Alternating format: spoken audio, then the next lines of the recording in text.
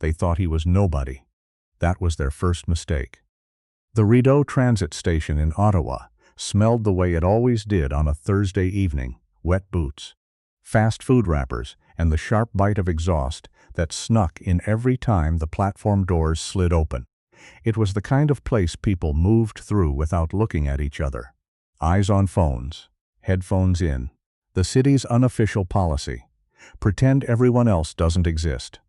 Gideon sat near the far end of the platform, a worn canvas duffel between his feet, his back against the concrete pillar. He'd chosen that spot deliberately. Clear sightlines in both directions. One exit ahead, one behind. 17 years of operating in places where the wrong seat got you killed had made that kind of calculation automatic. So automatic he didn't even notice he was doing it anymore. Rook sat at his left side, perfectly still. The German shepherd's dark eyes swept the platform in slow, even passes. Not agitated, not nervous. Just watching the way he'd been trained to watch. Rook had done 3 tours. He'd earned his quiet. Gideon had his hands folded in his lap. He was wearing civilian clothes, gray Henley darka jacket, jeans worn at the knees. No insignia, no patches, nothing that said anything about who he was or where he'd been. That was how he preferred it. He was 38 years old, a Navy SEAL with 14 months left on his contract, and he was on 7 days leave for the first time in 11 months. His sister lived in Canada. She'd made chili. That was the entire plan. He wasn't looking for anything to happen. He rarely was. There is a particular kind of man who goes unnoticed in public, not because he is small or weak, but because he has spent so long mastering stillness that the world simply edits him out. Gideon was that kind of man, and on the Rideau platform that Thursday, the wrong people looked right past him. They came down the stairs in a loose cluster, 4 of them, maybe 18 to 23, dressed in the deliberate way that wanted to be read as threat. Heavy chains, branded jackets with the collar turned up. One of them, the tallest shaved head, a thin scar bisecting his left eyebrow, was already scanning the platform the way a contractor scans a job site. Not looking for anything, assessing everything. His name, Gideon would later learn, was Troy. Troy saw an elderly man with a grocery bag near the yellow safety line and nudged the one beside him, short, thick-necked, a blue bandana folded into a headband. That one was called Vince. Vince smiled. They moved toward the old man first. Gideon watched without moving his head. His eyes tracked them the way Rook's did, steady, measuring, without urgency. He noted the way Troy's right hand stayed inside his jacket pocket. He noted the way the third one, lean, restless, couldn't stop shifting his weight, kept glancing toward the security camera mounted above the southbound entrance, not because he was scared of it, because he knew exactly where it was. The fourth one peeled off and posted himself near the staircase, blocking the exit, not subtle, not trying to be. The old man with the grocery bag, gray cardigan, canvas sneakers, wedding ring on his left hand, tried to step back when Troy moved in front of him. Troy stepped with him. The old man said something. Vince laughed. Rook made a sound, not a bark, barely a sound at all, a low shift in the register of his breathing that Gideon had learned to read the way some people read weather. "Easy," Gideon said quietly. His hand moved to Rook's shoulder. One touch. That was all it took. Rook went still. Gideon watched Troy take the old man's grocery bag, watched him look inside, make a face, hand it to Vince like a joke. Watched the old man's hands shake as he pressed himself against the concrete pillar. There was a woman 20 feet away staring at her phone. A teenage boy with headphones on had frozen mid-step, not sure whether to keep walking or run. A mother with a stroller had already angled herself toward the far wall. Nobody moved. Nobody said anything. That was the part that always stayed with Gideon in places like this. Not the aggression, the silence around it. The way ordinary people went very still and very quiet, and looked anywhere but directly at the thing happening in front of them. He understood it. He didn't judge it. Fear was rational. Getting involved was how people got hurt. He just wasn't particularly afraid. Troy handed the grocery bag back. He didn't want groceries. and said something to the old man that made Vince laugh again. Then Troy held out his hand, palm up. The meaning was obvious. The old man reached into his cardigan pocket. Gideon stood up. He didn't do it loudly. He didn't knock anything over or make a show of it. He simply unfolded from where he was sitting, adjusted his jacket, and walked toward them. Rook rose with him, moving exactly at his left heel. Troy noticed them coming when Gideon was about 12 feet away. Troy's hand came out of his jacket pocket. Nothing in it. An invitation to a conversation he thought he'd control. "Keep moving, brother. This doesn't involve you." Gideon stopped. He looked at the old man. "You okay, sir?" The old man blinked.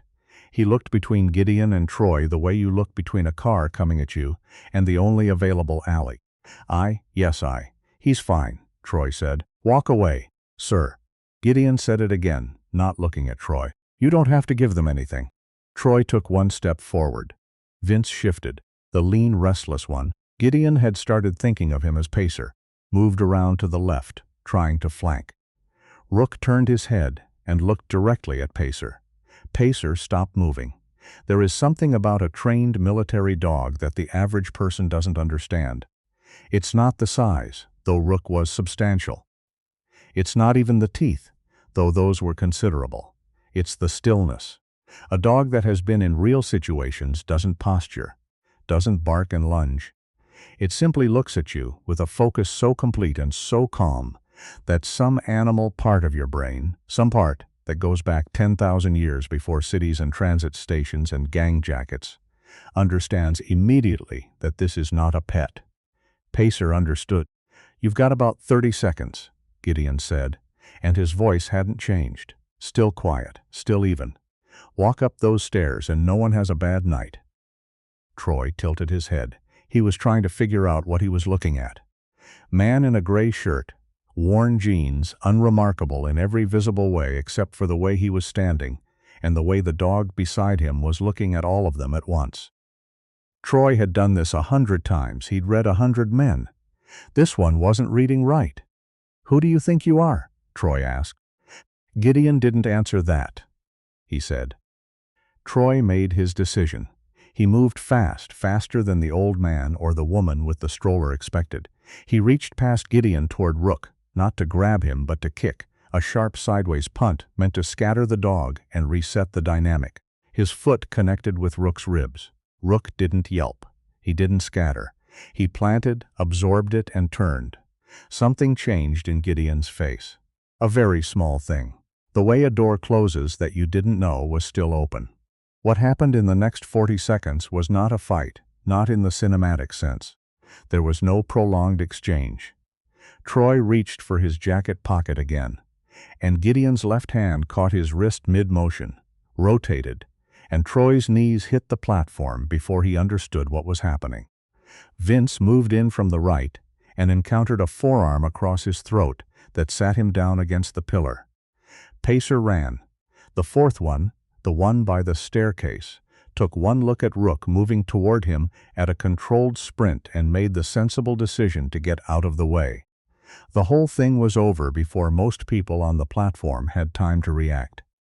Gideon had Troy's wrist locked behind him, face first on the platform.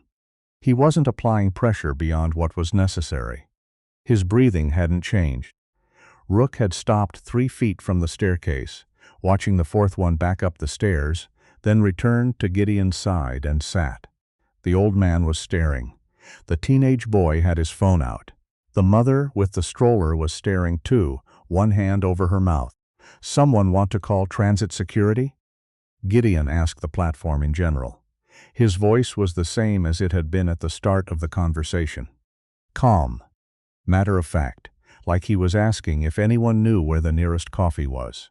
The teenage boy, Gideon would learn later his name was Devon, was already on his phone, not calling. Filming. He'd caught most of it.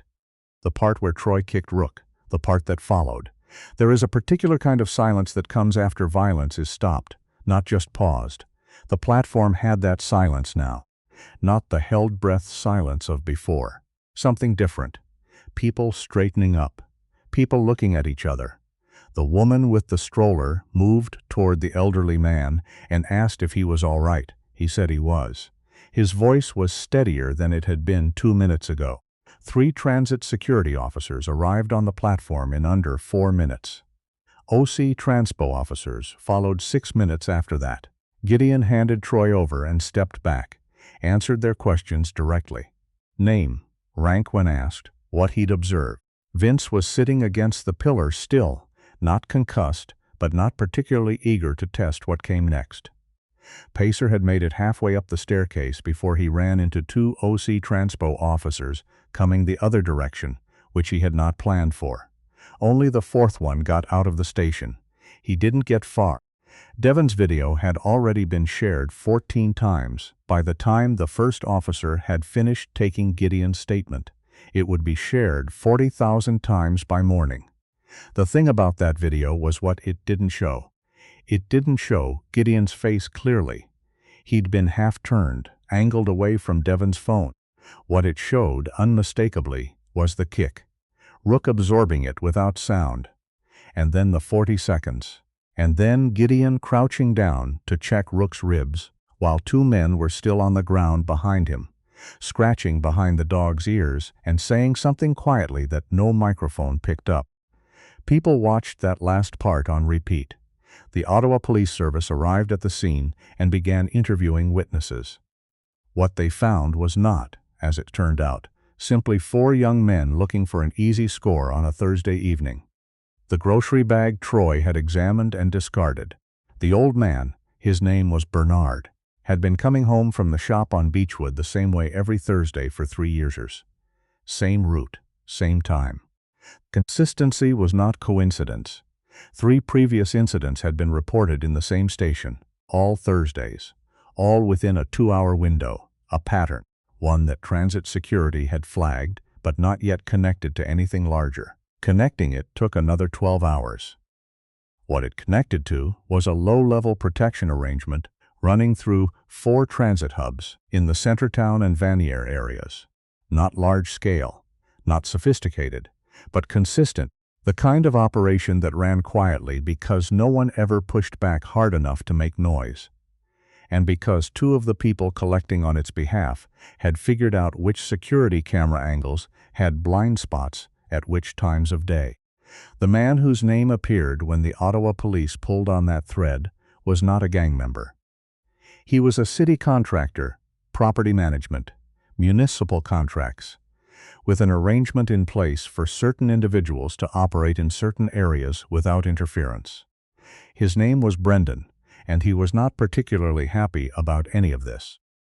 Brendan was arrested on a Friday morning. His photograph appeared on the CBC Ottawa website by noon. Gideon found out about Brendan the same way the rest of Ottawa did. He was at his sister's house in Canada by then, eating reheated chili and reading the story on her laptop. Rook was asleep on the kitchen floor. His sister, her name was Tamsin, had watched the video 3 times and was not remotely surprised, which was the most Kanata thing imaginable. "You couldn't have just waited for the next train?" she asked. "He was going to take that man's wallet, Tam. Right?" She refilled his bowl without asking. "And Rook's okay?" "He's fine." Gideon looked at the dog on the floor. "He's been kicked harder than that in Kandahar." Tamsin put the pot back on the stove. She didn't say anything for a moment. "Does your leave paperwork cover incidents?" she asked. It was a transit station, not an incident.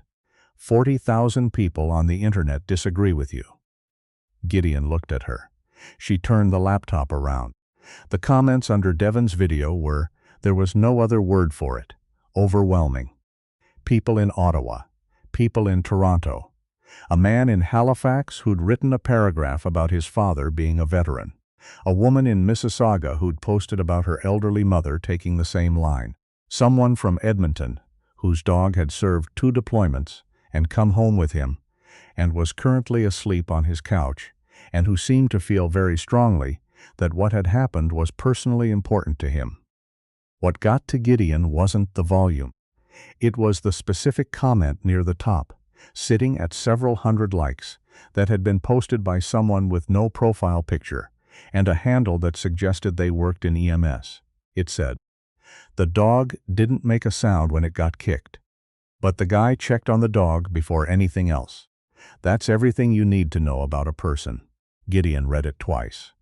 42,000, Tamsin said.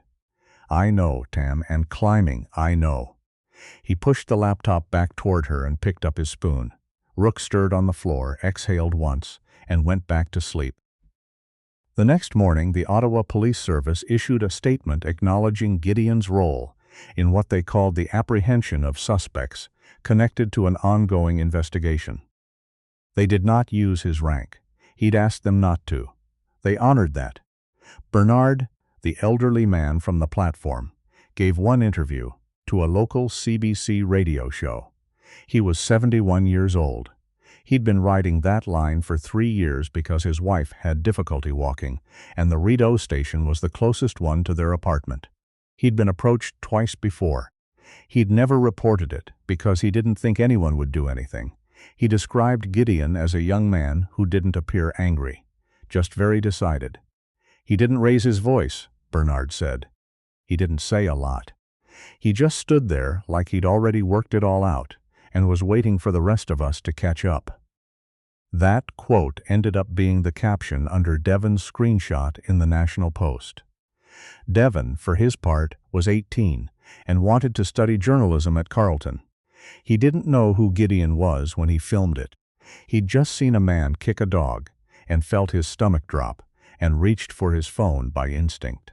He posted the video with no caption other than "This happened at Rideau Station tonight," and went home and went to sleep without knowing what he'd done.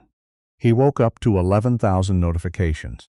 He did not take it particularly well, in the way that decent people often don't when something they did quietly turns into a thing the internet holds up. Troy and Vince were charged. Pacer, whose actual name turned out to be Sebastian, which delighted the comment section, was charged as well. The fourth one was identified through transit footage and charged separately. Brendan's situation became considerably more complicated when investigators found documentation suggesting the transit arrangement was one of 3, and that his municipal contracts had been awarded following meetings that were not disclosed in the public record. That investigation was, at last count, ongoing. Gideon spent the rest of his leave in Kanata. He went on 2 long runs with Rook along the Greenbelt path behind Tamsin's neighborhood. He fixed the screen door that had been sticking since last September. He lost 2 straight evenings to his nephew's video games and had no regrets about either of them. On his last night, Tamsin made his mother's recipe for butter tarts, which was a thing she only did when she was trying to say something she didn't have the right words for yet. "Are you okay?" she asked, while the tarts were cooling. Gideon was leaning against the counter. Rook was sitting beside the back door, watching a squirrel through the glass, with the focused attention of someone who has identified a professional adversary. "Yeah," he said. "I mean with all of it. The video.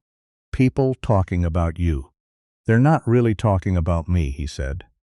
"They're talking about the idea of it, what they wanted to see happen." Tamsin considered that. Is that a bad thing? Gideon watched Rook watch the squirrel. "Bernard rode that platform every Thursday," he said, "for 3 years. And nobody did anything, because nobody wanted to be the one who did something." He paused. "I don't think that's because people are bad. I think it's because they've been told enough times that it's not their business, that someone else will handle it, that the system works." He looked at the window. Sometimes it doesn't, and sometimes the person sitting at the end of the platform just had a different kind of training. Tamsin didn't say anything for a while. Then, "Mom would have said you could have at least told Tam what was happening. You would have told me to wait for security. I would have been right. Probably." She set a butter tart on the counter in front of him. "He's a good dog," she said, meaning Rook. "He's the best dog," Gideon said. He meant it the way you only mean things you've earned the right to mean. Not as a sentiment. As a fact that had been field-tested in conditions neither of them needed to name out loud. The drive back to his base took 6 hours. He left at 5 in the morning, Rook on the back seat, thermos of coffee in the cup holder, the 417 entirely empty in the dark. By the time the sun came up properly and the first trucks started appearing in the other lane, he was already past Brockville, mind quiet, road ahead clear. He thought, briefly, about the comment Tamsin had showed him. The one about the dog. He thought it was more or less right. There are things that can't be taught in a classroom or explained in an after-action report. How to stay still when everything in you wants to move. How to hold a situation without forcing it. How to know, with a certainty that lives somewhere below language, exactly when holding is over and moving begins. Gideon had learned those things across 14 years and 3 continents, and more dark hours than he was going to count. Rook had learned them too, in his own way, in his own language. What happened on a Thursday platform in Ottawa was not, in the end, complicated. A man saw something wrong. He stood up. The narrator will leave it there. Some stories don't need more than that.